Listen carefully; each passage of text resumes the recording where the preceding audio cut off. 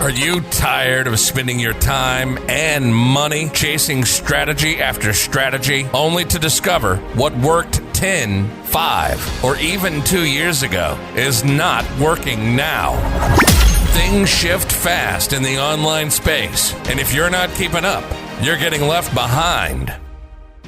It's time for something different. Welcome to the Marketing, Media, and Money Podcast, where every single episode will be jam-packed with proven, profitable strategies, behind-the-scenes secrets, and what's working now resources from industry experts and global influencers to help you scale your business, shorten your learning curve, and stand out in a crowded, noisy marketplace. And now, your host, award-winning marketing and media strategist, and international speaker, Patty Farmer.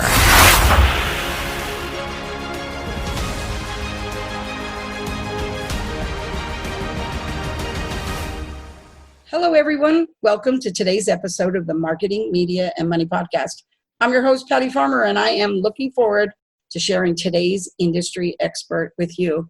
And I have to tell you, today we're going to be talking about something that I really, really love and have been working on a lot myself.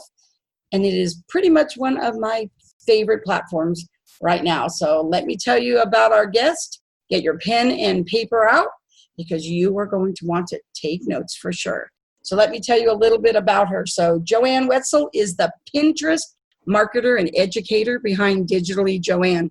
Her company helps brands and bloggers harness the SEO power of Pinterest to grow more digitally visible, profitable businesses. When she's not busy building a legacy, you can find her hanging out with her 2 rescue pups, mastering her yoga mat, or traveling around with her husband to somewhere new. You can follow her along in the journey at Digitally Joanne to learn everything about Pinterest. So thank you so much, Joanne, for being here with me today.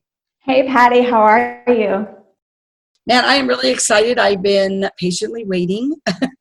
I have to tell you, that's one of the things about being so booked out on your podcast is just that, like, some of your most favorite topics, like, you have to wait a little bit. But I've been really waiting. It's given me more time to come up with more questions, and then kind of been asking my audience about what they want to know. So I hope you're ready, because we have a lot of things to talk about today. Well, yes, I absolutely love to talk about Pinterest and really help business owners leverage it for their business. So I think, let's do it. Okay.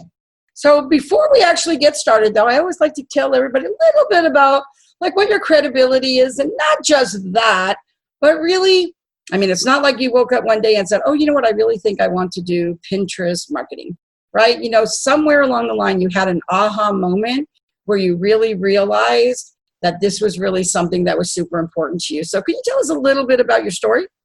Absolutely. So for a long time, I worked as a freelance hairstylist and makeup artist. And it was throughout that time that I realized how good I was with the business side of things. And several of my creative makeup artist friends weren't as good with the business side. So I sort of stepped into a mentor role and a coaching role, helping them to, with their website or email marketing, social media, things like that. And along the way, I decided to close my makeup artistry business to kind of pursue helping business owners build their businesses. But I didn't know what capacity that was going to be in. So one day I actually attended a Pinterest sort of workshop meetup in my area of Raleigh, North Carolina, and there were 60 business owners there. And I had already started to kind of use it for my new blog, and only 4 people were using it effectively for business. And that really was the light bulb moment for me, and the aha moment of, wait a second, this is such a viable, valuable platform to get more visibility on your business. Why aren't business owners using it? So that was sort of the, very short and succinct story of how I got started into Pinterest marketing.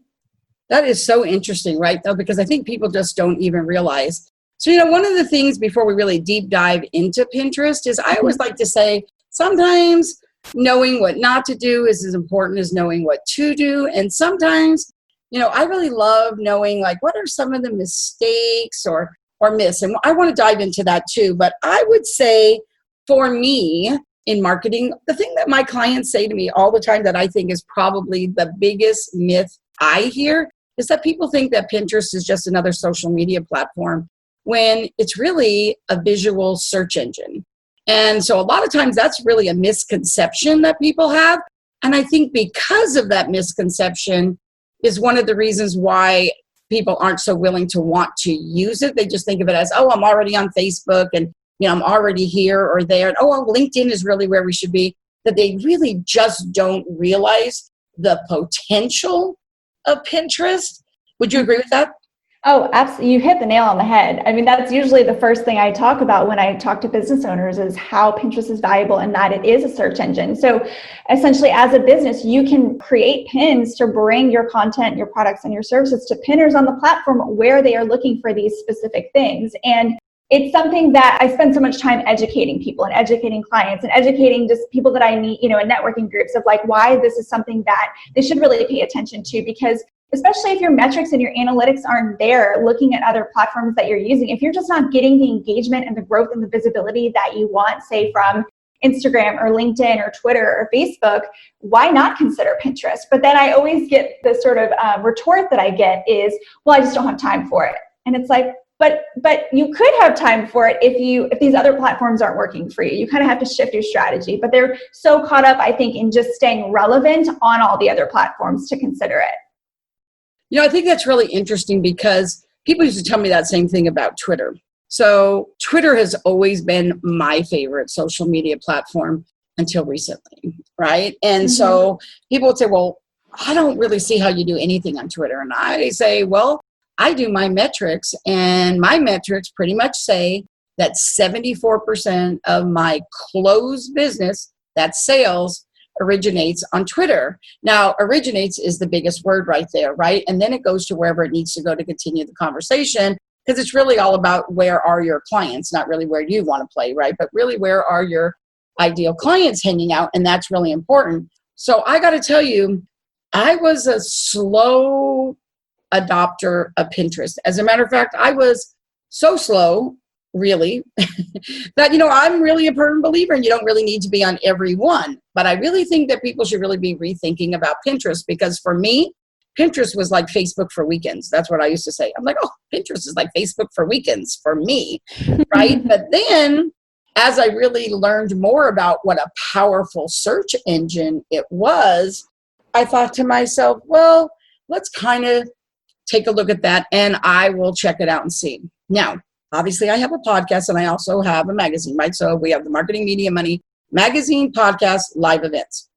So I thought, well, let me kind of check that out. And here is where I think it's really interesting and where we're going to really do the deep dive is that when I first started doing it at that time, I was doing Pinterest, but I wasn't using it as a search engine. I was really using it as another social media platform. And so I really wasn't working it from a business point of view as a marketing strategy. And so at that time, I remember I had my numbers were 14.7 monthly views. And, there's a lot of more things you track besides monthly views, but just to kind of compare apples to apples, it was 14.7 thousand. And I actually thought that was pretty good. But now, 3 months later, we're at like 359,000 views a month. 14,000, 359,000. Just from shifting what I was thinking about Pinterest and basically just, paying attention to certain things and metrics, right? So I think people should really open their minds. So I know who my audience is and who the demographics are of the people that watch the show, listen to the show, right? Tune into the show, whatever we want to be able to say. And I think we should dive into that. So let's kind of talk about, first of all, the shift. Sometimes it's the shift. Like, how should people shift their mindset from what they are thinking they can do, what the possibilities they think they can do with Pinterest, to really what the possibilities really are in terms of using it as a marketing strategy for your business? Oh gosh, yes. So I really love this question because I love to teach business owners and content creators, brands, how they can really grow their business with a platform. Because again, most people use it as a content curator, which is a personal account where they're pinning things like home decor, life inspiration, recipes, that kind of thing.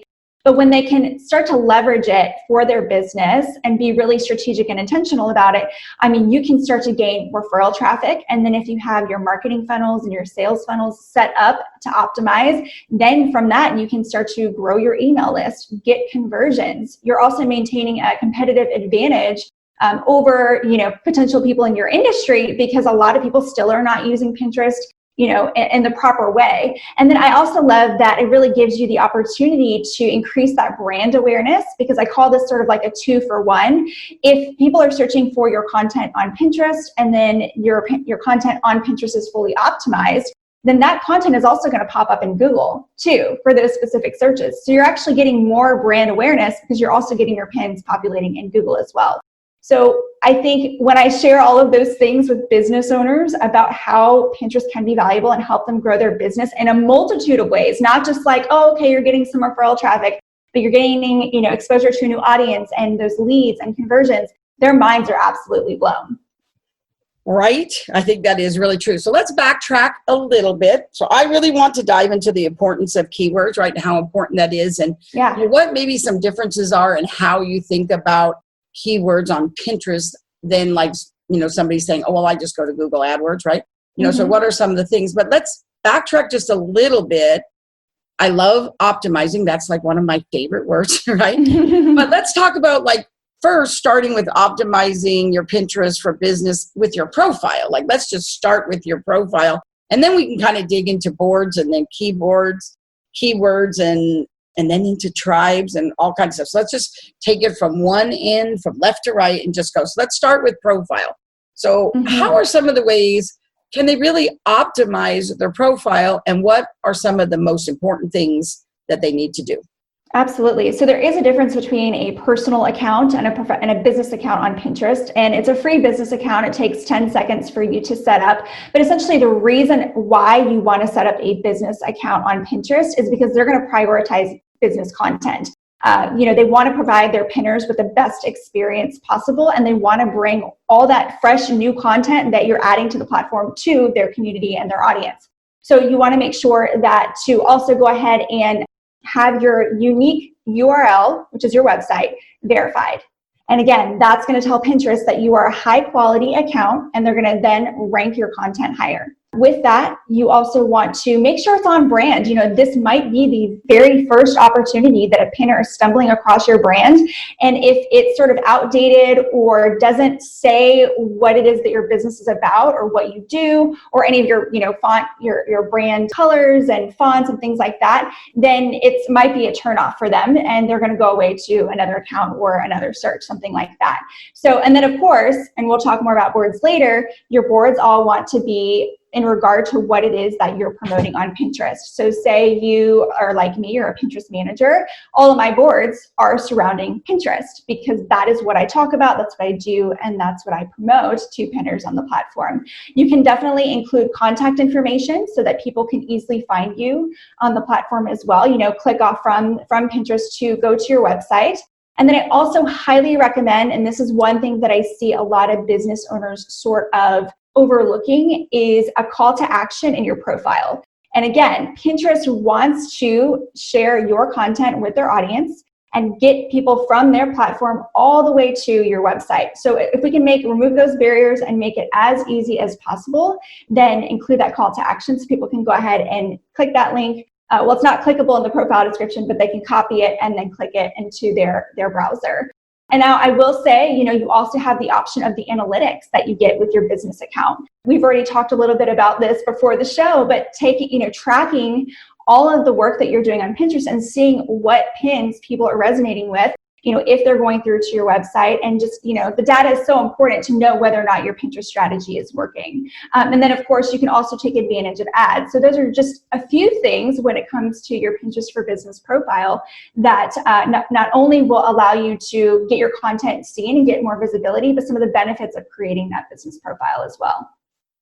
Do you think that, on so many social media platforms, they always talk about in your profile, you should put something in there, just to personalize it a little bit, right? Yeah. Do you think that that's important to do on a business profile as well? I think you definitely need to tell people sort of, because you only get so many characters within that profile description. So I think much like on like your Instagram bio, you definitely want to tell people a little bit about who you are, what you do, who you serve, and then give them that option of that call to action, whether that looks like joining a Facebook group or, following them on another platform or giving them some kind of, lead magnet that is a free, checklist or webinar or something like that to entice them to go ahead and head over to your website. Yes, I think that is very, very important. And it's something that is just so underutilized, something that is like literally so easy to do. Sometimes it's the easiest things that we miss, right? So I think that is really, really important. So now once they get that business profile, right? Mm-hmm. Now let's talk about keywords, because I got to tell you, for me, I did tell you about those analytics, and I'll kind of backtrack to that because I do think that was really kind of important. We talked about it before. Is one of the things that I kept noticing when I was watching my analytics was that I was in all these tribes. I'll kind of talk about it more then. I was in these tribes, and we are going to talk about that. And I started noticing that some of my most popular pins were actually things, that were repins.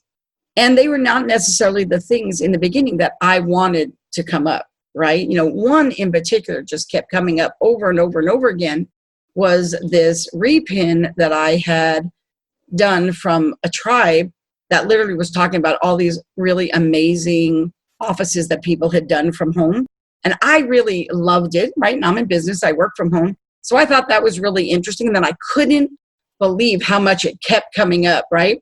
And it was so popular. And that was really the wake-up call for me to really be able to say, is that what I really want to come up all the time? And so that was something that really made me rethink what I was doing. And yes, I understand keywords, but what I realized was super important was the descriptions as well. So descriptions and keywords, I think those are really interesting because, you get to have that title. And so I think that is really, really important. So can we talk a little bit about keywords and the descriptions? Yes, of course. So keywords are essentially the mechanism of how pinners not only can search for things, but how they're going to be able to find your specific content. So just to give you an example, some of my keywords that I use a lot are things like Pinterest, things like marketing, how to use Pinterest for business, digital entrepreneur, things like that. So when we use a lot of those same keywords across our titles, across our descriptions, across our board descriptions, as well as our profile description, that's really telling Pinterest, again, who we are, what we do, and how to rank us, right? How to sort of catalog the pins that we're adding to the platform, because we're using those same keywords again and again and again. And the other thing about keywords is that if you are a business owner and you want to curate content and you're not sure, well, what do pinners resonate with? It's also a way for you to search on Pinterest and be able to find through search some keywords that you can continue to incorporate in your descriptions and your titles so that your content is being found by pinners. Now, I will say with descriptions, you do want to incorporate some keywords. I don't recommend keyword stuffing. Pinterest in the past year has been really good at cracking down on spam and spam accounts and people who are trying to keyword and hashtag stuff. So you might actually get your account flagged if you do that. But I always say to create a conversational 1 to 2 sentence description about the pin itself, what content you're trying to promote or what product you're trying to promote. Throw in some of those keywords, make it really conversational. And that's really it. And that's how those pins are going to be found by pinners, is by search and by those keywords. What about titles? Do you think that people should put hashtags in the titles or not? I don't. Hashtags really are not used in the way that they are on other platforms. Hashtags are really to help solidify some of the SEO. So for instance, if you are, I'm just going to use myself as an example, a Pinterest marketer, and I use Pinterest marketing in a lot of my content, well, then I would use hashtag Pinterest marketing because it's only going to sort of, again, double solidify that SEO for that piece of content or that pin within that description. But as far as hashtags on Pinterest, I think when they released sort of the Instagram integration, it didn't work quite the way that Pinterest had intended it to, because when pinners go to Pinterest, they're not searching with hashtags, they're searching with keywords or phrases. So to try to get them to change how they approach Pinterest and how they search on Pinterest, it didn't work in that way. So hashtags really aren't as valuable as I think Pinterest initially thought that they were going to be. I agree with you. So now that people are learning about that, I find that one of the things is really like the boards, right? So I know, I have all my boards branded. One of the things that I made the decision to do once I decided to go from a personal account to a business account, just like everybody else, I had, boards that had hairstyles I like and, recipes. I had all of those things too. But I just moved those to secret boards that nobody else on. I still have them, but everybody just doesn't see them. Those are still like my personal boards, but they're just secret. So I did that and made that change. But then what I noticed was like how fun, for me, it was really fun to really be picking what are suggested boards. But I also noticed when I was looking at my analytics that what I named my boards really mattered. So, for example, anybody who knows me knows that I do these quotes of the day. But I did notice that when I did testing, that I actually have a board that says quotes of the day, and they actually are my quotes of the day. People know to look for them under that, right? And those are my branded quotes of the day. But I have another board that says, can I quote you on that? And those are like quotes that I see that are other people's quotes that I like the quotes. They're not my branded quotes. They're not, they're not in my branding. But one of the things that I noticed is while more things get pinned from my quotes of the day, a lot of people land a lot on that. Can I quote you on that? Because it's a sexier title, right? It just sounds sexier, right? And so I kind of started paying attention, sort of just like how you pick titles when you're blogging, when you're doing subject lines, right? I have found that when I put a little bit more thought, but yet let them know what the relevance is, right? What is it that they're going to get on that board? So not think of something that, clarity over clever every time, right? But I kind of did find that really did make a difference, and I started noticing that. So when I was looking at other boards, I started noticing that too. So what are some suggestions that you would have when people are going, okay, so what other boards should I follow? Yeah. So you're asking about which ones they should follow for if they're trying to search for boards, or boards that they should create on their business profile? Well, you know how, like, for example, when we're in LinkedIn, for example, right? And we're going to like have groups that we might want to be a part of, right? And I really differ this from LinkedIn from Facebook. But, they always say, oh, well, you can be in this many, right? And I always like to say you should be in, the question I get asked is, should we be in groups where people do the same thing we do, right? Or similar to us? Or are you looking at being in groups where your, potential clients are? My answer is always both. And I chose to do that same thing when I was choosing boards, right? Obviously, I like following boards where there are people there that are talking about things that I know that I can help them with. But I also really like following boards of my peers. And I love following boards of people who actually in some way, shape, or form, overlap with what I do. So what are your thoughts on that? What kind of boards do you like to follow? What's your thought process in your strategy when you're choosing? Yeah, so I think when it comes to actually following boards, if you're really trying to, if you're just doing it for, like you said, to follow peers, then it is likely that you can just search for keywords in regard to your industry and follow boards of people whose content that you really like. And some of that content will populate in your following feed on your Pinterest on your desktop. So that's great if you want to be able to really easily access. But, I personally, that's not really how I use Pinterest. I do follow some boards, or I typically follow people because I want to be able to see kind of their overall, like what their Pinterest looks like, what all of their boards say, what kind of things that they're pinning versus just boards. But that's certainly a very clever way, like you said, to follow your peers and to follow people who are, sort of expert leaders in your industry or in similar industries as well. But I do have a lot of people who follow me for specific boards like my Pinterest marketing boards, because they are either Pinterest marketers or social media managers, and they want to learn more and be able to access that content really easily. Well, I think that what I meant to say, maybe I didn't make myself clear, is that when I always follow people. Like I always follow people. That's really important to me. But like if I know that somebody does marketing as well, and I like the thing they're doing, like maybe like you, right? Do Pinterest marketing and stuff, and I'm like, oh, I really like that. I would follow you. If there was, I think that's important to me to follow people, but it is true. I will say this, that if I go to, I go in and I do a search and I'm looking at people that do marketing or something, and I'll look in there and see what they're doing, what do I like? And I'll look at their boards. And if I see boards that are not what I want to see, like maybe they do still have recipes and that kind of stuff, and if I'm not interested in that, I just unfollow them. Or follow the ones that, it all depends on which ones they're more heavy with, right? Sometimes it's easier to unfollow some. Sometimes it's easier to follow some. All kind of depends on how many they have. But it is always about the person, because I'm always thinking about collaborative opportunities as well.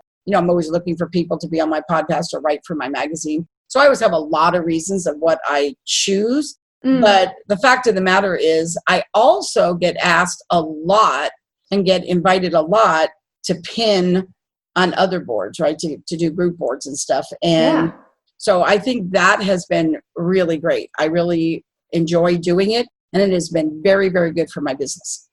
Yeah. Well, and also too, I think if you're following other people's boards, they're going to be like, oh, well, who, oh, this is Patty. Let me check out her stuff, so it almost brings them back into the conversation with you to learn more about your business. And that's where that collaboration comes into play. So again, I haven't done that as much as I probably could or probably should, but I do think that's actually a really clever way to get people then back to your profile to check out what it is that you do, what you have to offer. And I will say with group boards too, group boards have been really incredible in my business as well, especially when I was a little bit more strategic. I do see business owners who focus on group boards as their entire strategy. Like they just join a bunch of group boards and they just, pin all of their things to the group boards, whether it's really relevant or not. And that is not a strategy make, because we don't own our group boards. We can lose our group boards at any time. So I always tell people, when you're considering joining group boards, you want to have a lot of your own personal boards. And I say personal, but business boards that are relevant to what it is that you do and what you pin. But then you do want to join some really strategic group boards that are active, that are highly engaging, that people follow the rules, and that also repin and share your content as well. I agree with that. So do you think that having boards and inviting people to pin on your boards is a good strategy? I would say it depends on if your boards are, like, for instance, I have my actual Pinterest marketing for my business. So I only pin my content to that board. But then I also have other boards that are like Pinterest marketing education and Pinterest for professionals, things like that, where I could invite people to pin, because it's not just my content. I'm also pinning other people's content as well. But I do think that that would increase visibility on your content, as long as you're selecting the right people, right? It always goes back to quality, and that can be kind of hard to gauge on Pinterest, because some people are way more active than others, and some people are pinning consistently. Some people follow the group board rules, whereas other people don't. So you really just have to kind of look into, if you decide to open that up as a group board, if people are following the rules, if they're pinning relevant content to that board, as well as repinning other people's content, and so that everybody's really winning with that group board strategy.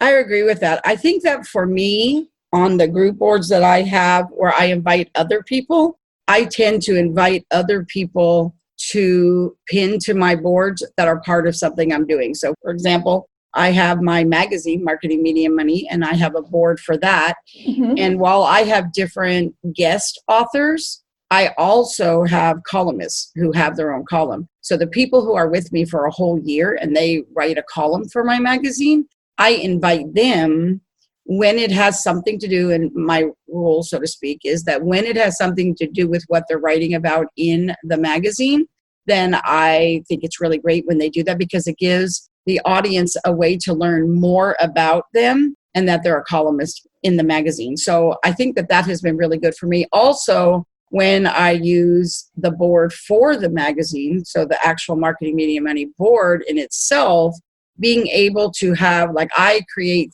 3 different pins for each article of the magazine, right? So 3 different ones with different images on there that link back to their article, so that it's not always the same one.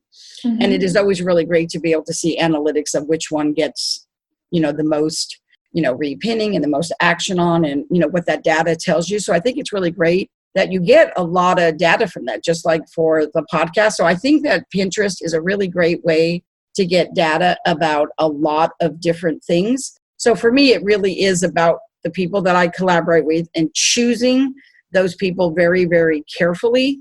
But it has been a strategy that has worked really well for me, which kind of leads me into something that I think is pretty much the thing that people struggle with, really understanding the difference between group boards and tribes. So tribes is a really great strategy to be able to use, but I think it's probably not utilized enough because I don't think people really understand it enough to really see the benefits of how to use and implement it well.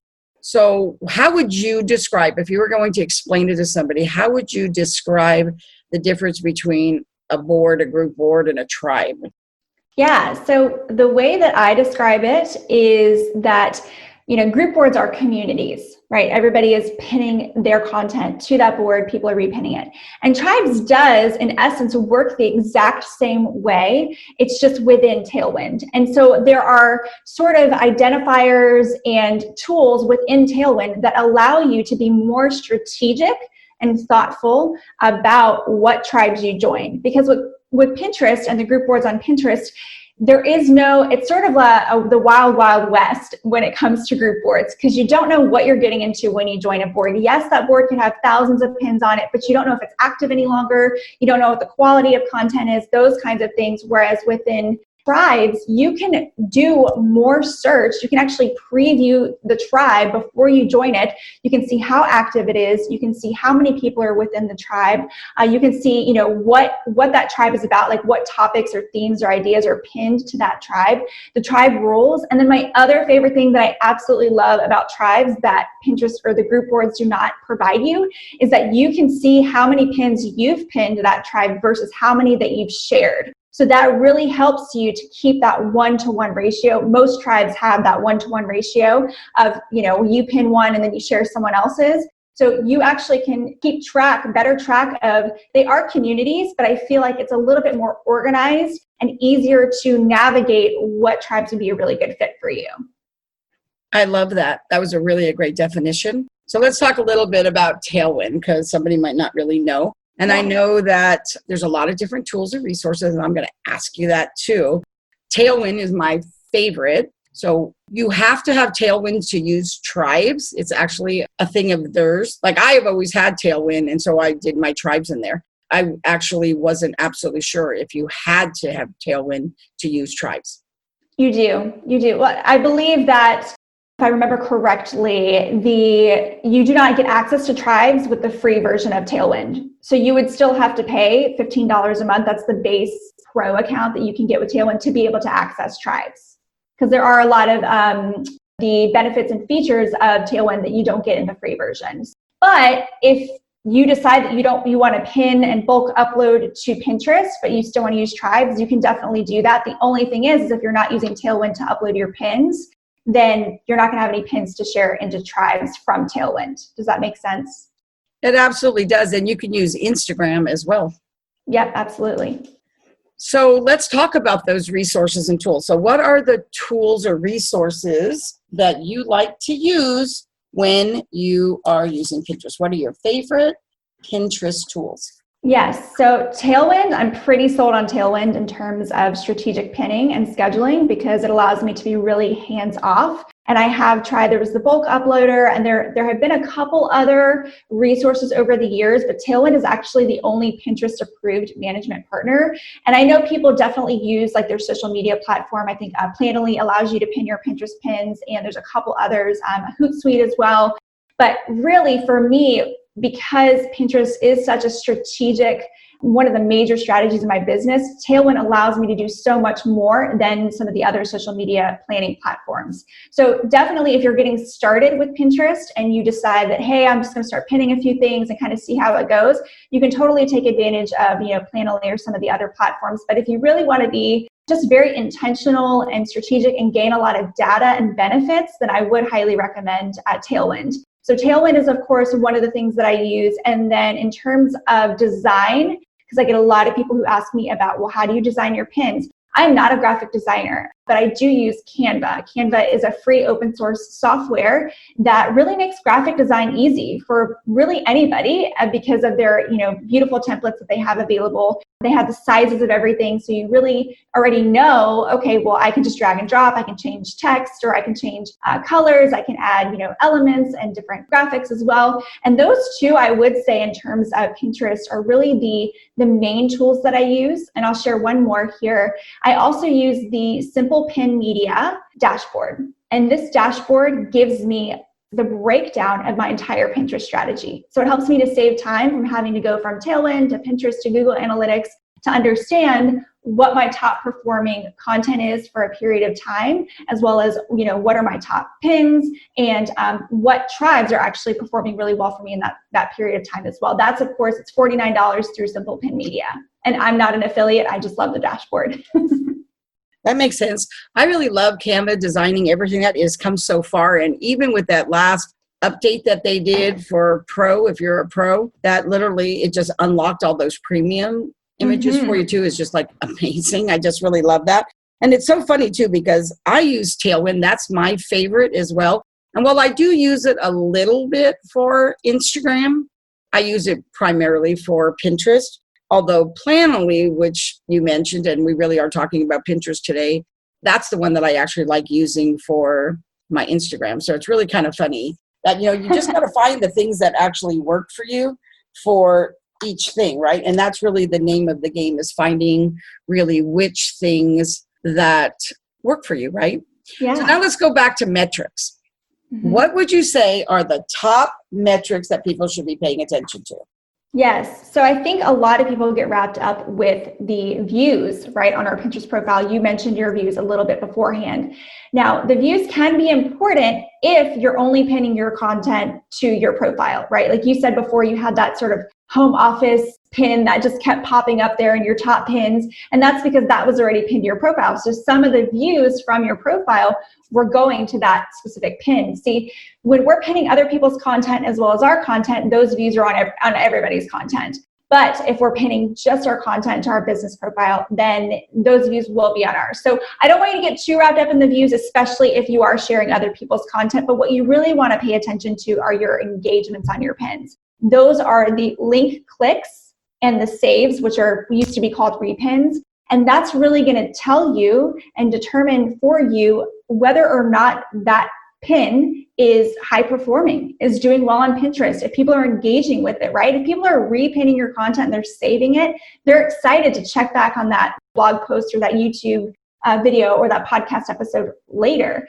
And also, if they're clicking through, clearly what you had to say in that pin was enticing enough to get them off of Pinterest and onto your website. So I really want you, when you're looking on the back end of your Pinterest, your analytic dashboard, you can actually go to your dashboard, your overview, you can scroll down and you can look at your top pins for the last 30 days and click on your close-ups, your link clicks, and your saves and see if your pins are even in the top of those top pins. Because if your pins aren't even anywhere near your top pins, then we need to shift our strategy a little bit, maybe work on our pin design, hone in our keywords a little bit more. Maybe it's the content that's not resonating with people. So that's something that when you're looking at just Pinterest and your analytics on Pinterest, that's really what you want to pay attention to. It's very simple, but it's very telling of how your Pinterest strategy is working on the platform. How important do you think it is, the amount of followers you have? You could have 700 followers or 700,000 followers, and it really does not make or break your account, simply because the people that are finding you are searching for that content on Pinterest. So it's not like with Instagram, where it's like, oh my gosh, you have 700,000 followers and like you're getting all of this engagement. It doesn't work that way. You can follow people and then you can find their content in your following feed on your desktop, on your Pinterest account. But other than that, followers really don't. Like I have, I think as of this recording, and I actually need to switch over all of my pins and change URLs and things, but I have about 80,000 views on Pinterest. And I only have, I think last I checked, I had like 800 followers. So 80,000 views is pretty good considering I only have 800 followers. And that'll only continue to develop as I hone my own Pinterest strategy and continue to build out, refine my keywords, my descriptions, things like that. So a lot of people ask me about followers and they're so worried about, well, I only have 200 followers. I'm like, yeah, but that doesn't matter. What matters is getting your content out there, refining your pin design, really figuring out what content people are resonating with, those keywords that we've already talked about, and honing in on the stuff that people are actually engaging with. That is really good information. I think people are just so used to thinking about the numbers in that way.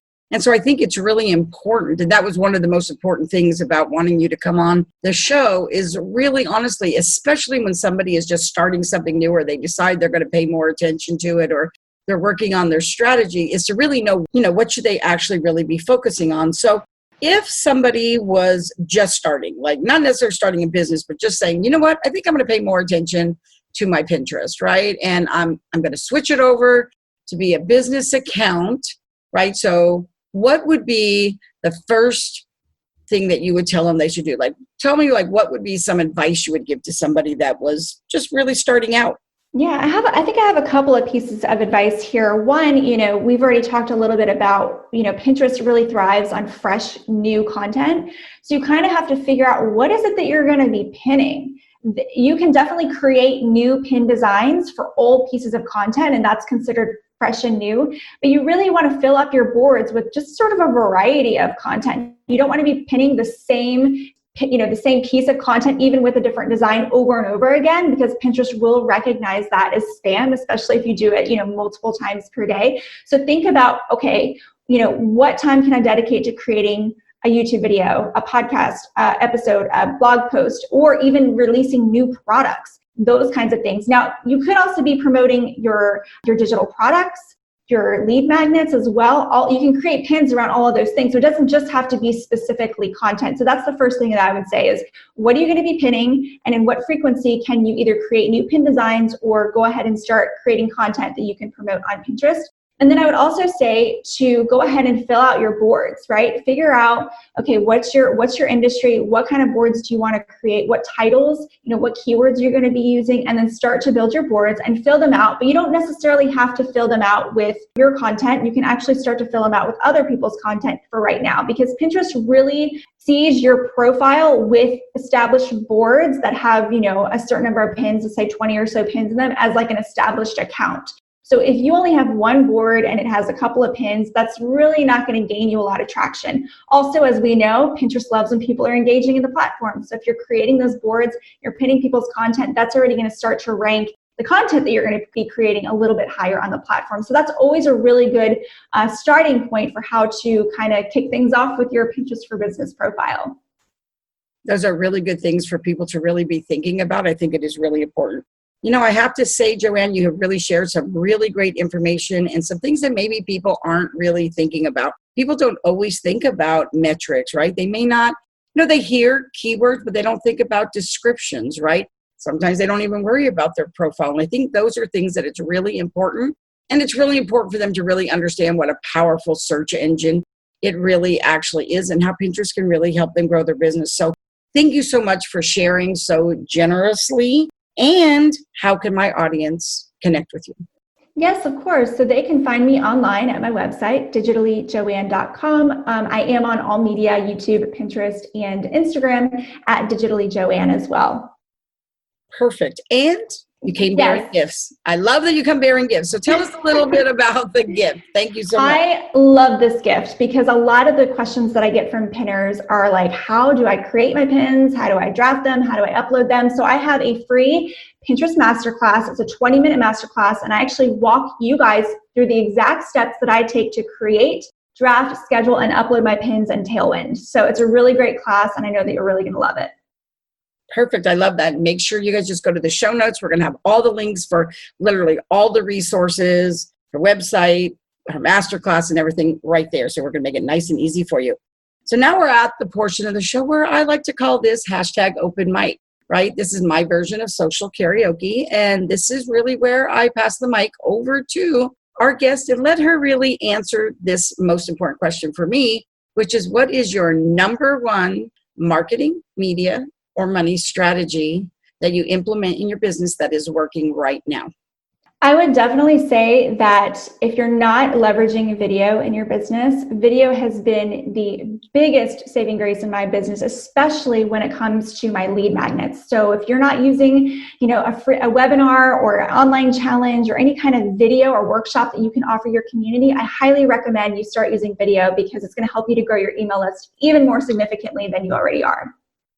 Perfect. That's a great strategy. And those videos and everything, that you can take all of those and pin them to Pinterest as well, right? So it's just like another way to bring it there. So thank you so much, Joanne, for being here with me today. I appreciate you so much. Oh, Patty, this was so fun. Thank you for having me. And for everyone out there, thank you so much for joining us on the Marketing, Media, and Money podcast. If you enjoyed today's episode, please like, subscribe, and review the podcast on your favorite listening platform. And make sure to join us on Facebook at the Marketing, Media, and Money Magazine, Podcast, and Events Facebook group, where we get up close and personal with the people who are on the podcast and in our magazine. So it's really a great way to be able to connect with them there as well. So thank you so much for taking the time to be with us today. I hope your day has been phenomenal. Remember, if your day is not phenomenal, you have the power to change it. Thank you so much. We'll see you on the next episode. Thank you for joining us today on the Marketing, Media, and Money podcast. To shorten your learning curve even more, make sure to grab your free copy of the Marketing, Media, and Money magazine at www.marketingmediamoney.com. I promise your business will thank you.